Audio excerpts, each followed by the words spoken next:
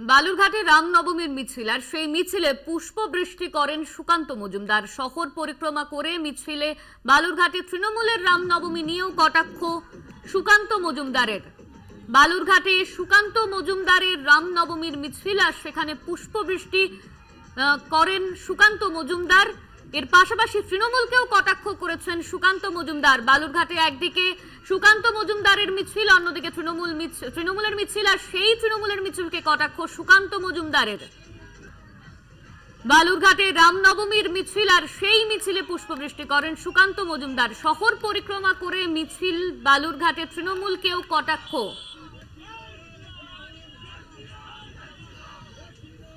এই নিয়ে আমরা বিস্তারিত জানবো। আমাদের সঙ্গে রয়েছেন আমাদের প্রতিনিধি সুমন ভৌমিক। সুমন, সুকান্ত মজুমদার তিনি রামনবমীর মিছিলে হাঁটলেন এবং সেখানে পুষ্পবৃষ্টি করেছেন, অন্যদিকে তৃণমূলকেও কটাক্ষ করতে ছাড়লেন না সুকান্ত মজুমদার।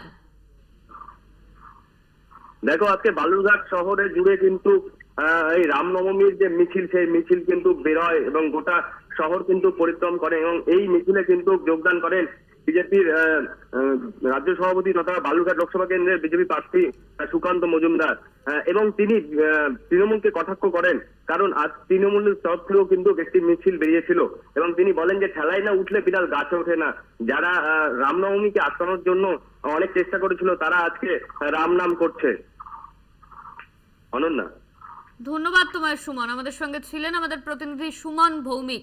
বালুরঘাটে রামনবমীর মিছিল আর সেই মিছিলেই পুষ্পবৃষ্টি সুকান্ত মজুমদারের নেতৃত্বে বালুরঘাটে রামনবমীর মিছিল, সেই মিছিলে তৃণমূলকে কটাক্ষ করতে ছাড়লেন না সুকান্ত মজুমদার।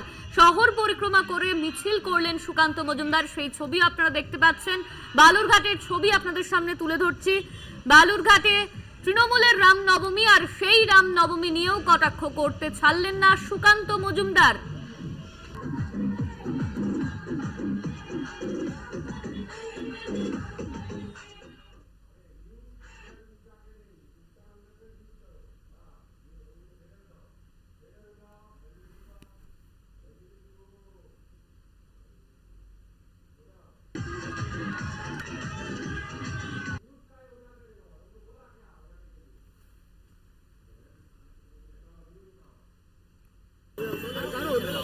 জেলার যিনি আমাদের যিনি চেয়ারম্যান রয়েছেন তিনি এবং তার এমসিআইসিরা গলায় গেরুয়া পরে জয় শ্রীরাম ধ্বনি দিচ্ছে, বিষয়টা কিভাবে ব্যাখ্যা করবেন? এখন ঠেলায় না পড়লে বিড়াল গাছে চড়ে না।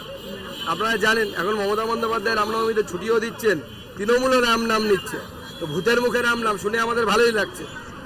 যারা বিজেপি মোড়ে মাদার টেরেসার মূর্তি স্থাপন করে বিজেপি মোড়ের নাম পরিবর্তন করতে চায় তারা রাম নাম নিচ্ছে, এটা ভালোই লক্ষণ, খারাপ লক্ষণ তো না। রাম মন্দির প্রতিষ্ঠার পর এই প্রথম রাম নবমী পালন, এই যে মানুষের উৎসাহ, সেটাকে কি চোখে দেখবেন? দেখুন, সমস্ত সমাজের মানুষ, সর্বস্তরের মানুষ এবং আমার মনে হয় অন্য ধর্মের মানুষরাও রামনবমীকে নিয়ে ভগবান রামচন্দ্রকে শ্রদ্ধা করে এবং রামনবমী পালন হোক শান্তিপূর্ণভাবে, এটা সব ধর্মের মানুষ চায়।